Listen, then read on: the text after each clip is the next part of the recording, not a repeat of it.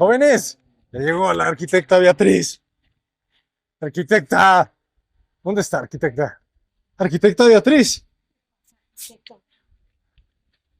su micrófono. Se cohibió. Hola, hola, soy la arquitecta Beatriz, paisajista. Es sobre... Estoy la bloqueada. Avísenle Ya antes. sé. Mira, voy a voltear para allá, para que te desinhibas. Te vamos a hacer una entrevista. Ok. Arquitecta, muchas gracias por estar aquí. Platícanos, por favor, ¿cuáles son las plantas que se están colocando y por qué se escogieron? Muchas gracias. Pues miren, este tipo de plantas es un estilo mediterráneo que tolera todo el sol. Si se fijan ahorita, el sol está directamente de este lado hacia el poniente y cubre toda esta área. Por lo tanto, no tenemos sombra o luz indirecta. Entonces, al ser una paleta vegetal de sol directo, es más fácil que estas plantas vayan creciendo y vayan creando setos y caminos de diferentes colores y texturas.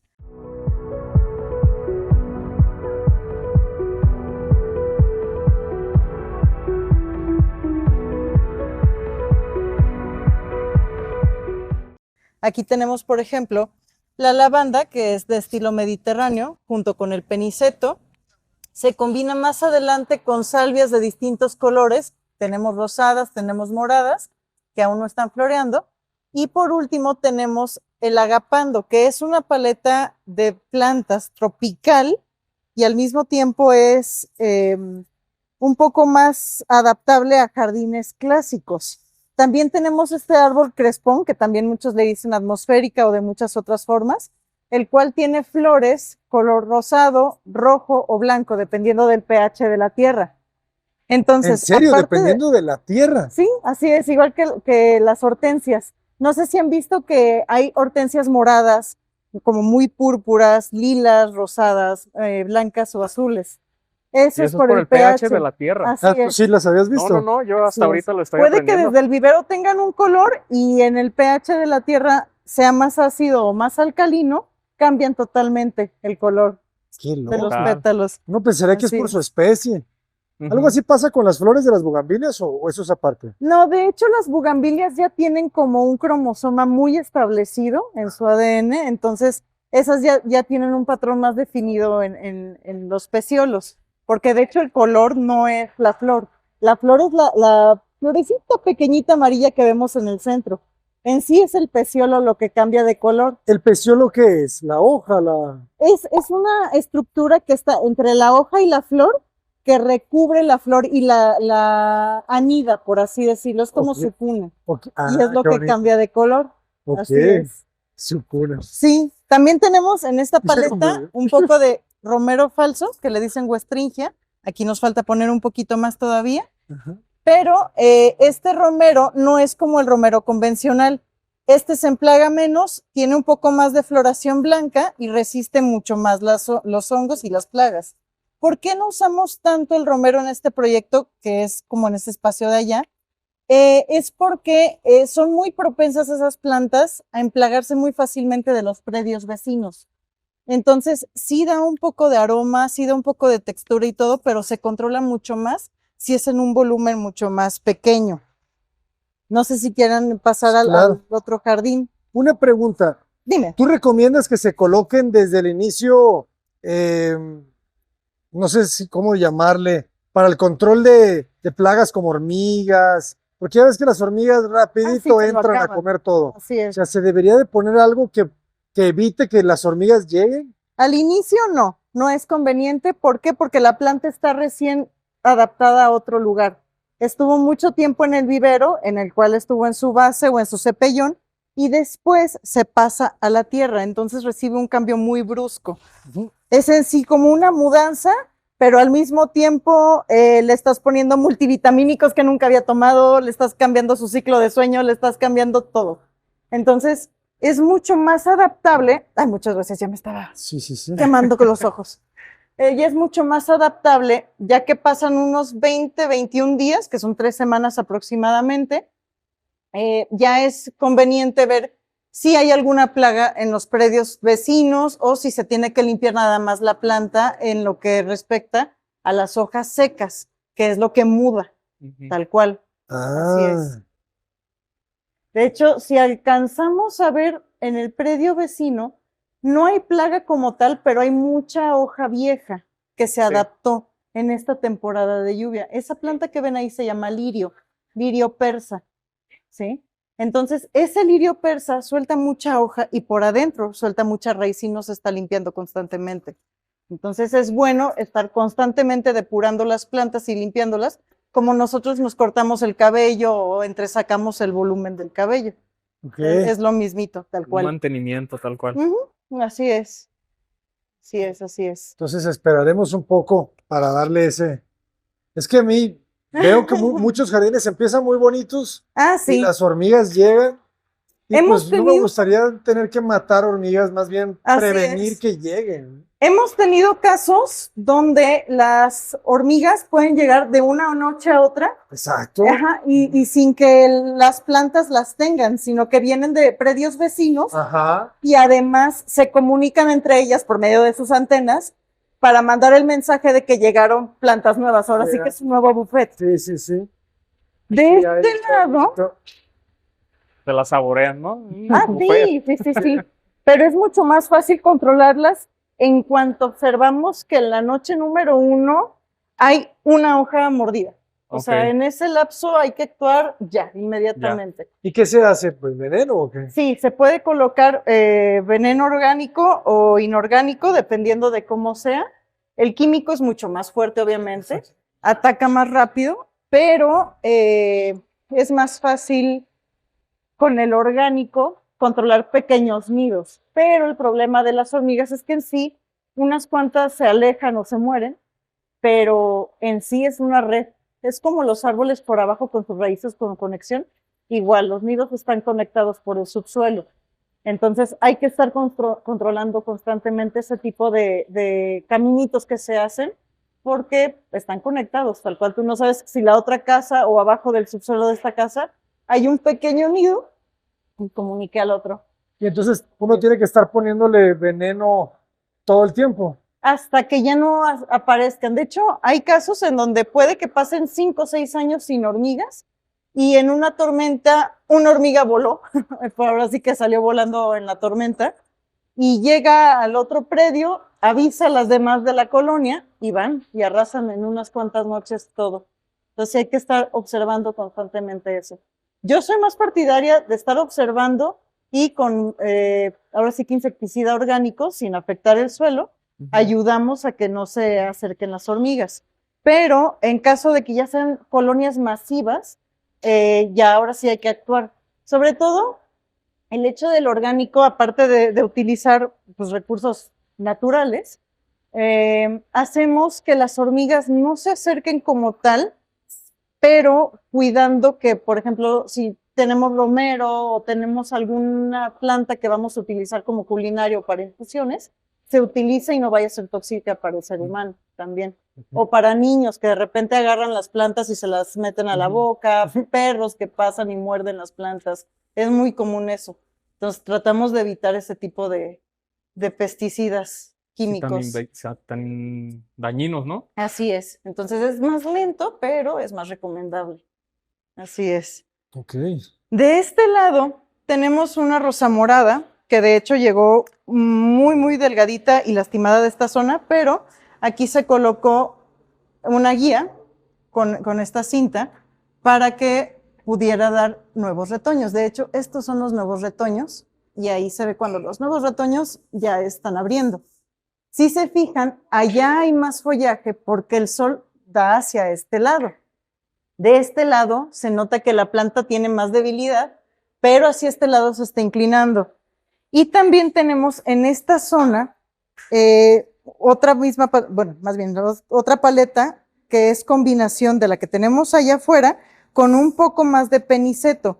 ¿Por qué queremos el peniceto de esta zona? Para proteger visualmente cuando uno entre y pueda ver después el marco de colores. Porque si incluimos todas mezcladas es más difícil controlar las plagas. ¿Sí? ¿Ah, sí? Así es. Sí, porque si tenemos ahora sí que un chocomilero, como así le dicen, una mezcolanza, es mucho más fácil, mucho más difícil, perdón, controlar una plaga que le dé a una plantita de aquí que puede contaminar a 3 que están a un lado. Entonces, es más fácil, por ejemplo, observar la textura, cómo cambia. Por ejemplo, aquí tenemos flores. Si estas cambian de color, si se ponen más amarillentos los penicetos, si las salvias rápidamente dejan su flor y empiezan a ponerse grises, entonces es mucho más fácil controlarlas por manchones. Digo, cualquier diseño es válido, pero es mucho más fácil llevar el control de las plagas si es por medio de plantas mucho más... De agrupación. Así es, de agrupación. Aquí también tenemos otro tipo de salvias. No sé si las alcanzan a ver, que son como unas salvias color morado. Sí, están de hecho, muy aquí están. bonitas. Salvia. Salvia, así es. Es una planta que a mí me gusta mucho más que la lavanda y es más controlable porque la lavanda suele honguearse. Sí, es muy propensa a hongos y más ahorita en esta época. Por eso elegimos pocas especies de lavanda. Pero aquí en la salvia es mucho más abundante en cuanto a follaje y a flor y constantemente da más flor que la lavanda. Okay. Entonces atrae más polinizadores y muchas de las salvias son endémicas de México. No todas, pero se adapta mucho más fácil a México que la lavanda, que es de la zona del Mediterráneo. Ah. Entonces, esta rosa morada que eventualmente va a arrojar sus flores rosas, lleva una paleta de colores muy similar a la que tenemos abajo. Wow. Colores grisáceos, rosados, violetas, lilas, pues ahora sí que tonos verdes un poco más pastel, etcétera. Sí. ¿Y tú cuándo crees que de flores la rosa morada? Depende. O sea, casi siempre la floración de la rosa morada viene de enero a marzo. Y de hecho, ahorita por todo el cambio climático, ha llegado hasta mayo, junio. Pero esta rosa morada que venía un poco lastimada, puede que arroje unos cuantos brotes a inicios de año, pero ahora sí que es un volado. Puede que aviente mucho, puede que aviente poco, pero pronto dejará de dar hoja, nada más va a aventar la rama para que empiece otra vez su ciclo en este nuevo espacio, que es un nuevo hogar. O sea, ¿se quedará sin hojas también? En diciembre sí, que es la época más fría aquí en México, más o menos. Entonces, sí empieza a quedarse muy, muy peloncita, por así decirlo, igual que los jacalosúchiles o plumerias, que también les dicen flor de mayo. Son unas flores muy bonitas, pero también se quedan totalmente desprotegidos, pero es porque están guardando recursos. Es como su época de hibernación de muchos árboles. Entonces, al tener ya un poco más de calor, recibirlo, empiezan a brotar las flores. Okay. Es lo mismo con la primavera. De hecho, la primavera, el amarillo y son primos, son tabebuyas, así se le llama. Okay. Son lapachos también. Sí, son tabebuyas, guayacanas. ¿No? Así es. Este es tabebuya rosea y el otro es tabebuya Donnell Smithy. Y el otro es guayacán o primavera, y a se le dice lapacho rosado o rosa morada. Qué bonito. Así es. Esas hojas que tienen, ¿será alguna plaguita? No. ¿Algo? ¿Es normal? No, fue por la lluvia y por el viento. Okay. Si tuvieran muchas de diferentes patrones, sería alguna especie de oruga, alguna especie de caracol, no sé, pero se notaría muy alegre. Había muchos caracoles aquí en Guadalajara, ¿no? Sigue bien. ¿Todavía? Sí, ya sí. Tenemos muchos problemas de esos a veces en los jardines en esta época. Okay. ¿Por qué? Porque parece que no se ven, pero si uno levanta una roca o una escultura o algo en donde se puedan anidar, salen a borbotones, o sea, se puede hacer algo con ellos. Okay. Pero sí, no, es tremendo. Entonces, pero sí, eso es como golpecitos de alguna lluvia fuerte o algo. Así es, hubo mucho granizo, hubo mucha ventisca, entonces es normal que se rompan luego muchas hojas. Okay. Pero sí no hay un patrón tal cual establecido que indique que hay hormigas, caracoles, orugas, nada. Incluso se han visto videos en donde hay abejas que hacen la mordida muy similar a la de la oruga para que pasen desapercibidas. Así es. Abejas y no necesitaste de otra generación. ¿verdad? ¿Perdón? ¿Un tutor no necesitó? No, lo enderezaron los chicos. Sí. O sea, solamente lo nivelaron con... Así es.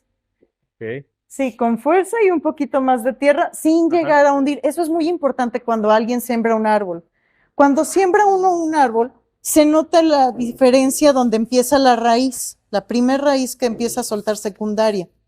Entonces, si aumentamos el nivel de tierra con esto, se empieza a ahogar el árbol y nunca da hoja, nunca da flor, nunca nada, pero ahí se mantiene. Pero es propenso a que se ahogue y más pronto se muera. Así. Así es. Es por eso que muchas personas que tienen en su interior o en jardineras, macetas, lo que sea, árboles, es necesario que sepan que hasta donde empieza la primera raíz, hasta ahí llega la tierra, no más arriba ni más abajo, porque o se secan porque le da aire a la raíz o se ahogan porque cubren demasiado la raíz.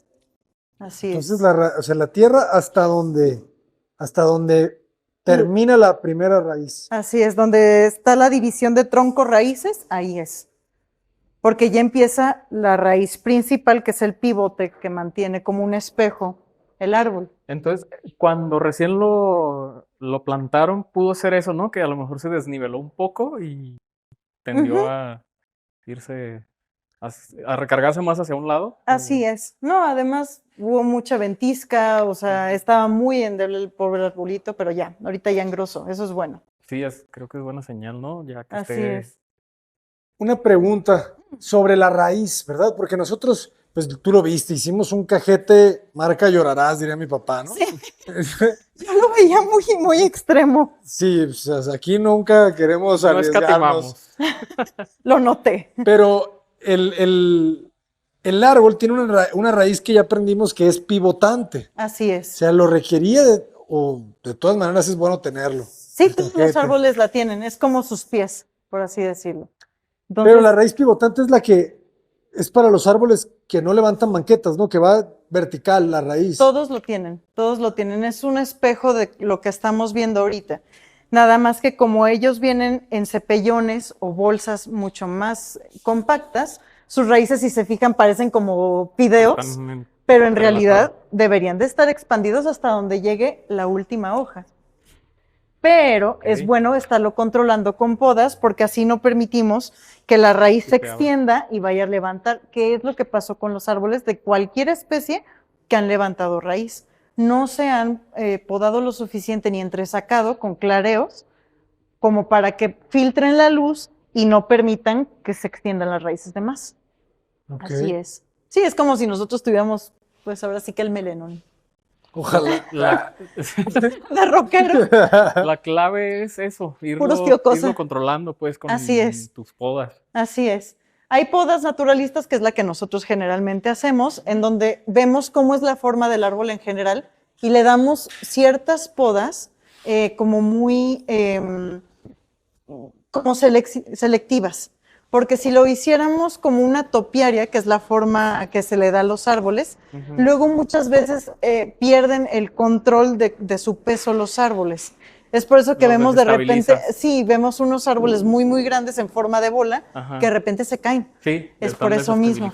Así es, se desestabilizan, se caen, no tienen un soporte como tal. Traen más peso hacia un lado quizá. Así es, y por adentro los ahuecan o los machetean. No, es una masacre. Los mutilan, ¿no? Así es. Sí, es mejor dejarlos así poco a poco y viendo cuáles son las ramas que más estorban, que no permiten que entre el sol, pero dejar su forma natural. Que esa es la forma de poda de aclareo. Aquí no tenemos bugambilias, ¿verdad? Las vamos a traer próximamente. Pero van atrás. Acá. Ah, ok. Sí, no, sería un monstruo si las dejáramos de este lado. Yo quiero bugambilias en todos lados. Aquí, de hecho,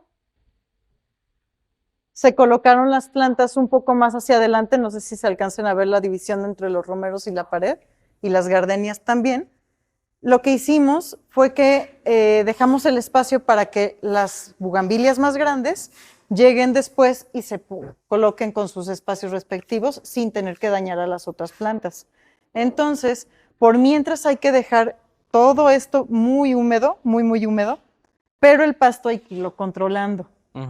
Sí, hay que mantener que el pasto ni se ponga amarillo por exceso de agua, ni se ponga amarillo por resequedad. Se nota muy a leguas cuál es. Okay. Es un amarillo como huevo o muy pastoso, como muy chicloso, cuando se siente como el exceso de agua, y ya parece como paja cuando está totalmente seco. Okay. Pero sí, es común que cuando apenas se coloca el pasto, hay que tener ahora sí que el control de cómo se van entrelazando los machimbrados. Es lo mismo que muchas conexiones. El pasto se corta en forma diagonal y se va colocando como si fuera un rompecabezas. Bien, esta parte del pasto hay que controlarla, igual que las plantas, con riego diario.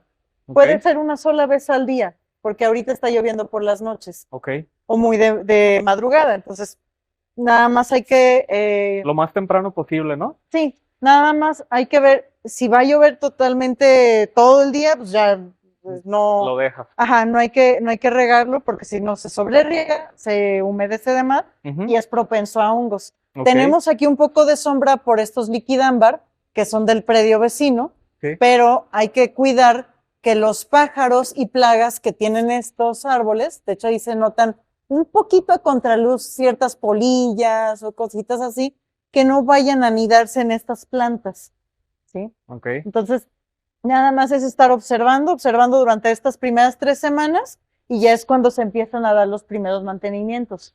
Y es ahí cuando se ve si los jardineros deciden venir una vez al mes o cada 3 semanas, ahí dependiendo del volumen, de cómo se vea el crecimiento del pasto. No hay que dejar que se crezca el pasto de más, porque si no se hacen placas amarillentas de humedad. Sí. O si no, si llega algún pájaro o quiere aventar algún excremento o algo así, también hay que estarlo limpiando constantemente.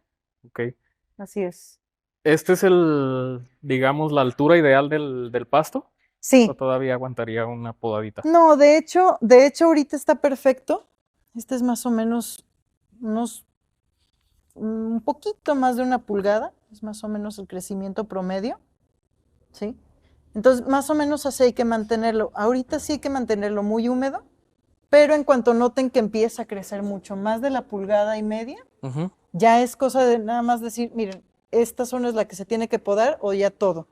Porque al inicio, si se poda con desbrozadora o con una podadora muy agresiva, puede que saquen totalmente el rollo de pasto.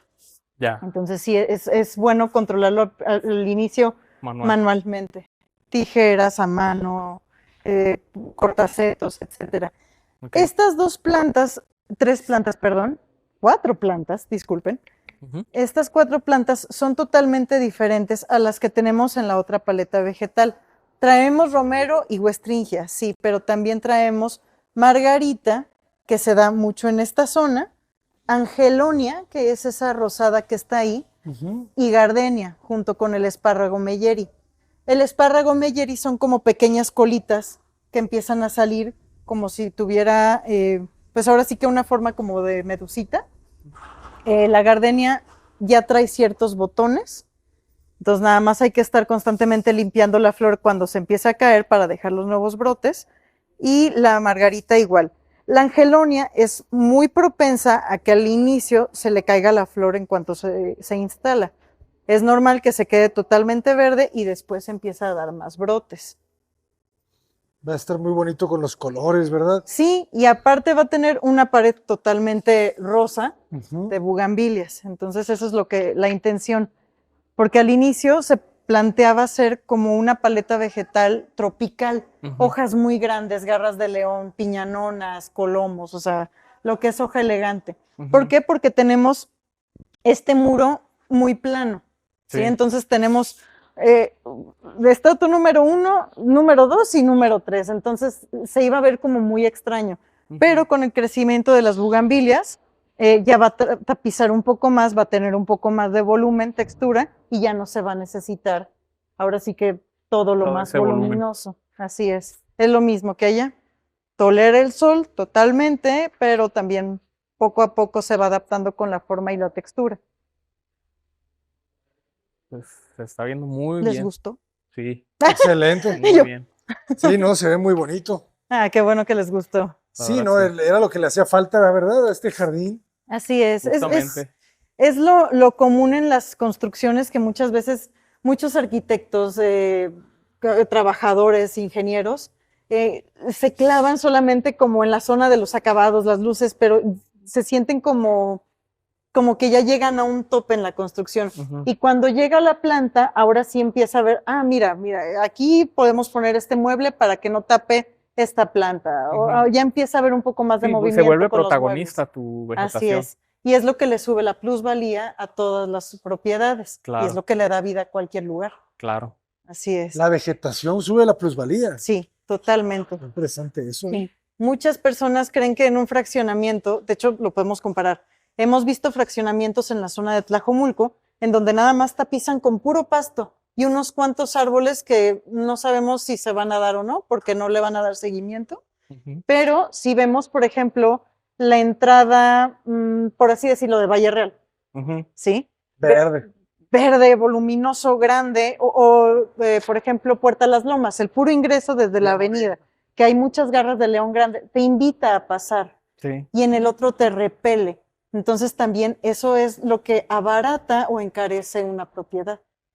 Y en este caso muchas propiedades, ¿verdad? Así es. Estás hablando de todo un barrio. Así es. Un conjunto. Así es, así es. Es como los muebles prácticamente y los acabados, pero es ahora sí que la parte viva de la casa. Claro. Así es. Excelente. Sí. Pues, arquitecta, muchísimas gracias por esta gran cátedra. ¿Cómo te podemos contactar? ¿Cómo estás en redes sociales? Gracias, estamos como Estrato Paisajismo, de hecho los chicos están allá afuera, pero luego se los presentaré más adelante. Son Rigo, Pepe, Sami, Arturo, Hermí, entonces pues ya, todos ellos todo el equipo, conforman parte de todo lo que le dan la magia a estos proyectos. ¿Y hasta dónde puedes trabajar? Nosotros ya trabajamos internacionalmente. Ya llegamos a un proyecto en Miami.